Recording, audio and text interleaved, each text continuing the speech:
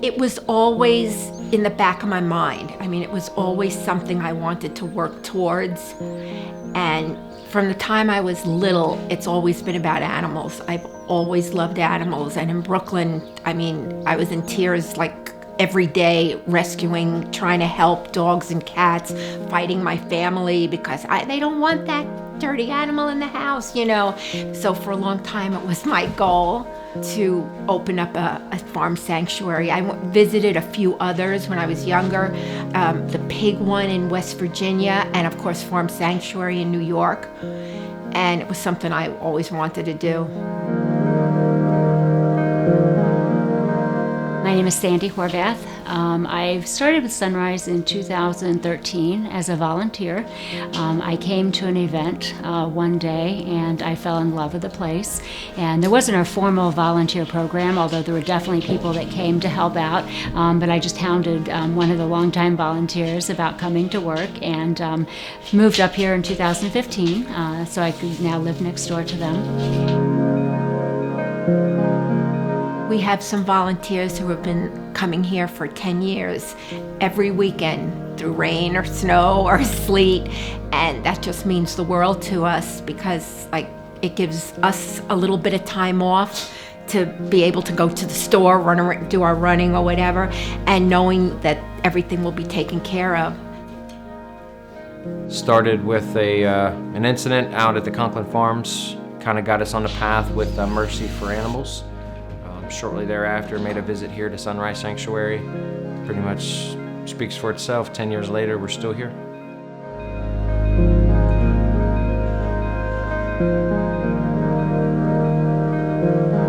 You know, day-to-day operations is really all about the volunteers. I mean, day-to-day operations is about the people that come out and help us and support us on a daily basis.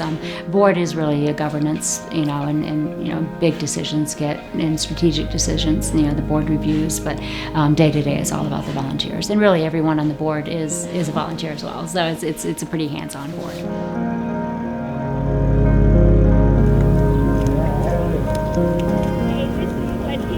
What's in the game?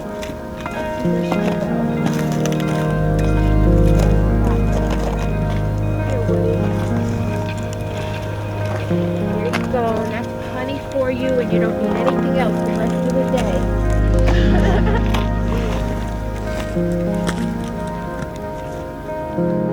So in my early volunteering days during the daily cleaning, it was one of the first times I was on my own cleaning, and for some reason I was kind of on all fours. I can't remember what I was doing. I was trying to fix something or something like that, and then somebody was nudging me, and I turned around and it was Lily, the sheep, and she just was nudging me. She wanted attention.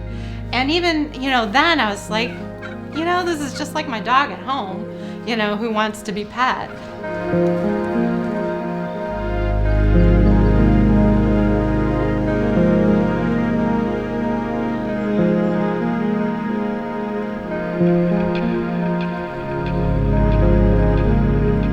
You do connect with them on a different level, and it's just like your dog or your best friend or your sibling. I mean, there's really not a difference, you know, so it's kind of interesting to see people come here for the first time who've never connected with animals or never even seen animals at this level and make that connection immediately. It's pretty gratifying to see that.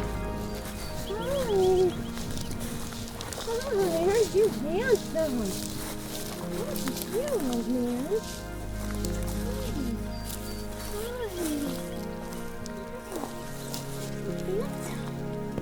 Snowy, nice to meet you. I'm Miranda. Yeah, welcome home. Oh, I'm so happy here. Just doing your thing. Can you plug in?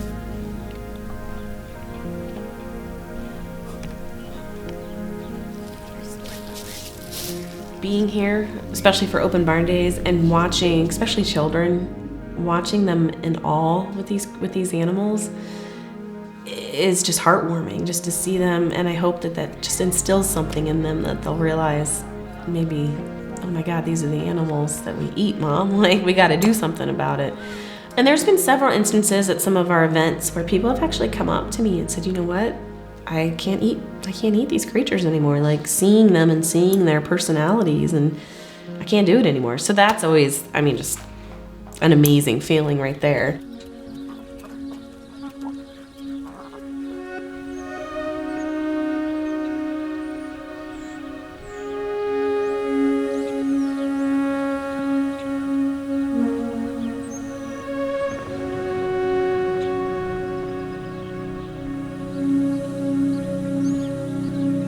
A couple of years ago, I went vegan. I was vegetarian for a long time before then, but I come from a background of Jewish Italian where food is such a major part of our lives that there was some things I struggled with for a while.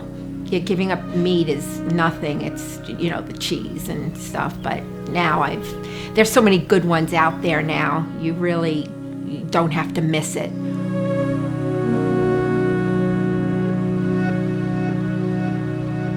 Every one of them, they do have their unique personalities, and that's what's so hard to know, that there's other animals exactly like him that are part of the food system, or on farms where people don't really care about them as individual beings, but they're just nothing more than a commodity, because they do, like the Pancho and Lefty. Those two piglets were just virtually identical when they came. Lefty is kind of your free spirit, devil may care pig, and Pancho is my deep thinker. I look at him and I look at his eyes, and he's always just got something going on in there. I know he's a deep thinker. But they do all have their personalities, just like people all have their personalities. And there's no difference between the ones that are here and the ones that are in the factory farms or the ones that are on the slaughter farms. It's the exact same animal, just in a different setting.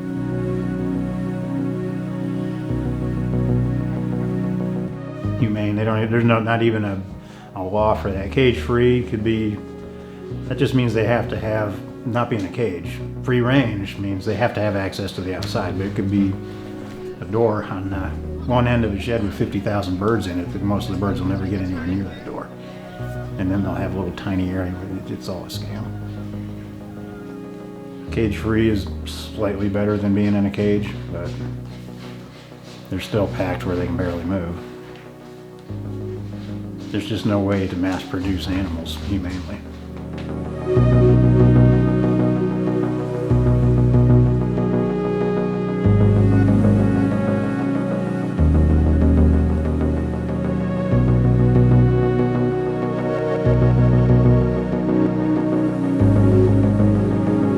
It's so important to me, I think, to be a compassionate vegan is what I think. Our compassion should extend to humans as well. And so I've never been one to scream in people's faces that this is the way that it has to be. I think it's more about education. So for instance, I used to work for Express Home Office, and I would always just bring in food, just really good vegan food. Sit at my desk, it would smell good, people would walk by and be like, what are you eating? And I would always bring extra, get people to try it, and then I would slowly have a lot of people who were just so interested in what the food was about. And then I could slowly kind of tell them where their food was coming from, and how easy it is to eat vegan and that sort of thing. So that's definitely a form of activism as well. It's just showing people the other options that they have. And then so I've actually recruited numerous people that way, just through food. Because food is one of the biggest. Food is what we all live by. It's it's a way to connect with people as well.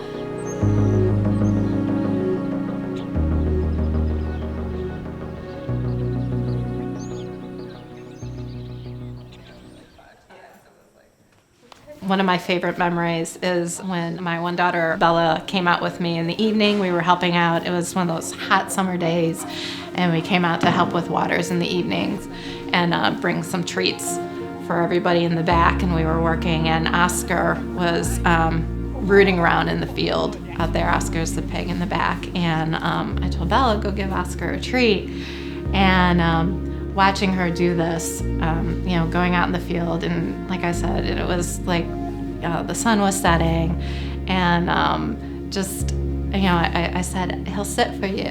And so we have a deaf Dane at home, and our hand signal is to sit.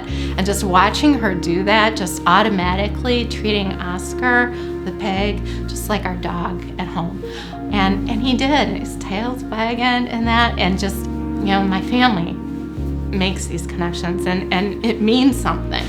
And so that will forever be a great memory.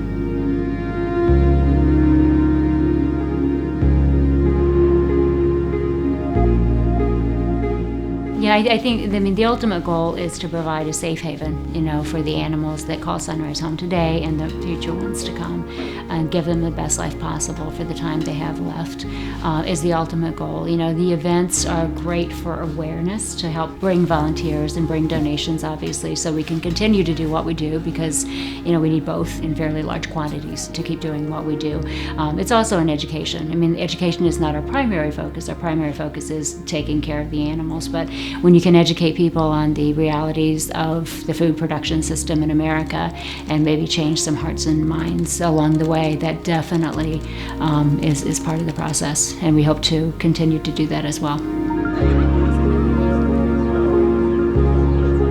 Some of these people have never been around a pig or even a horse or a llama or a goat. And just seeing them realize that these creatures have personalities and these creatures have beautiful souls, and just seeing that is so inspiring to me to continue what I'm doing, because it's going to make a difference. That's what we do, and it doesn't matter if it's one person out of 100. That continues to make a difference every day.